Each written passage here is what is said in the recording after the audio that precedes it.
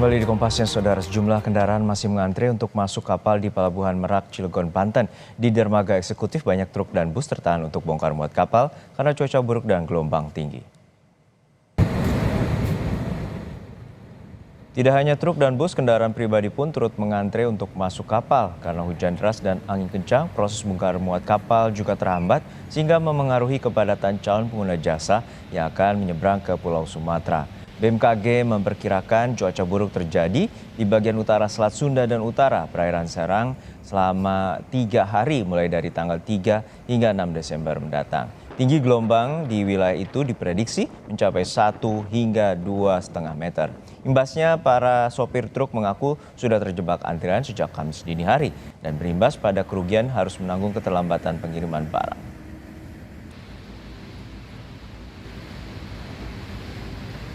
Bawa logistik apa, Pak? Bawa salak. Salak. Ya. Terus kalau berapa jam ini nggak busuk apa, Pak, di dalam?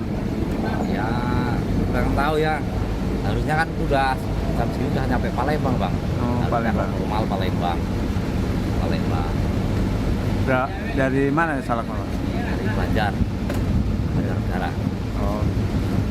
Ada kerugian nggak, Pak, kalau misalnya lama ini? Ya, adalah, Bang. Mesti kena apalah klaim kan kita.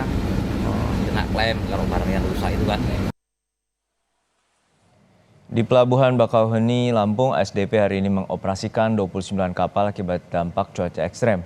Cuaca buruk yang melanda perairan Selat Sunda hingga kini masih menyebabkan ratusan kendaraan mengantre. Area pelabuhan masih dipadati penumpang baik yang menggunakan kendaraan maupun pejalan kaki. ASDP terus berupaya memaksimalkan pelayanan sembari memantau kondisi cuaca. Penumpang diimbau untuk bersabar dan selalu mematuhi arahan petugas demi keselamatan bersama.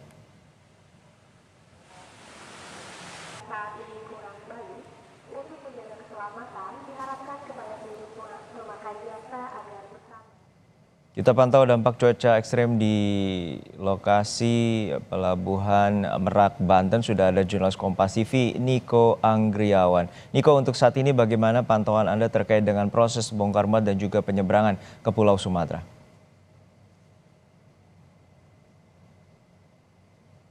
Ya, Juno dan juga saudara, bahwa siang hari ini kondisi dan situasi di Pelabuhan Merak, Banten ini sudah mulai berangsur normal. Begitupun baik itu cuaca maupun itu aktivitas penyeberangan dari Pulau Jawa menuju Pulau Sumatera. Adapun antrean kendaraan pada saat ini hanya truk-truk yang mengantre untuk nantinya memasuki kapal untuk nantinya melakukan penyeberangan dari Pulau Jawa ke Pulau Sumatera. Artinya pada siang hari ini antrean truk di Pelabuhan Merak ini tidak sampai mengular ke jalan raya seperti hari kemarin. Adapun saudara, pada cuaca hari ini apabila saya bisa deskripsikan di kawasan Pelabuhan Merak, cuaca pada hari ini terpantau cerah berawan dan tidak ada tanda-tanda mendung ataupun awan hujan yang akan turun pada siang hari ini. Namun yang perlu digarisbawahi bahwa gelombang di kawasan Pelabuhan Merak ini terlihat masih tinggi dan inilah yang menjadi perhatian dari pihak pelabuhan untuk melakukan aktivitas bongkar muat ini secara hati-hati agar nantinya tidak terjadi hal-hal yang diinginkan. Adapun untuk aktivitas pelayaran sendiri dari 7 dermaga yang ada di Pelabuhan Merak, Pelabuhan Merak ini mengoperasikan 6 dermaga dan dermaga tersebut nantinya mengoperasikan 3 kapal besar untuk nantinya bisa mengantarkan atau menyeberangkan baik itu truk, bus, kendaraan pribadi ataupun orang yang ingin menyeberang dari Pulau Jawa ke Pulau Sumatera. Dan berdasarkan informasi yang telah kami himpun dari lapangan bahwa keterlambatan atau ketidaksesuaian jadwal ini pasti terjadi mengingat adanya gelombang tinggi dan juga cuaca buruk di hari sebelumnya. Adapun Juno dan juga saudara, bahwa skema SDP untuk menghadapi cuaca buruk ini adalah mengedepankan prinsip kehati-hatian dalam proses bongkar muat dari dermaga menuju kapal, dan juga ASDP mengimbau masyarakat ini untuk datang tepat waktu dan menghindari penyeberangan di jam sibuk dan jam-jam berpotensi angin kencang. Dan juga ASDP memberlakukan masa kedaluarsa tiket penumpang selama 24 jam karena cuaca buruk itu. Artinya penumpang yang memilih tiket pada hari ini misalnya itu bisa melakukan penyeberangan pada hari esok.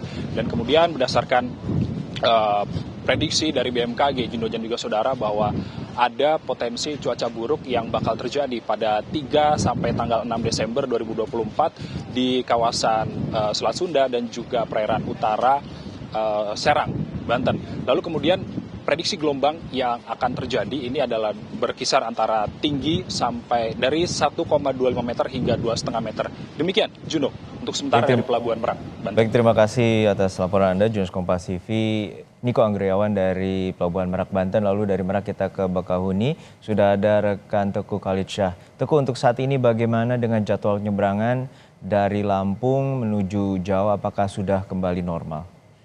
Ya, saat ini di Pelabuhan Bakauheni memang mulai jadwal penyeberangan memang sudah mulai kembali sedikit lebih normal seperti di dermaga reguler lainnya. Namun di dermaga eksekutif sendiri terkadang jadwal sandar atau jadwal keberangkatan kapal ini sedikit tertunda karena di kapal sendiri masih seringkali kesulitan untuk sandar di dermaga eksekutif. Hal ini lantaran ombak yang tinggi dan juga angin kencang yang sering cuaca buruk yang sering berubah-ubah membuat jadwal keberangkatan kapal menjadi terhambat. Nah, kemudian saat ini kondisi cuaca yang buruk ini membuat pihak ASDP juga mengoperasikan 29 kapal untuk menghadapi cuaca buruk saat ini.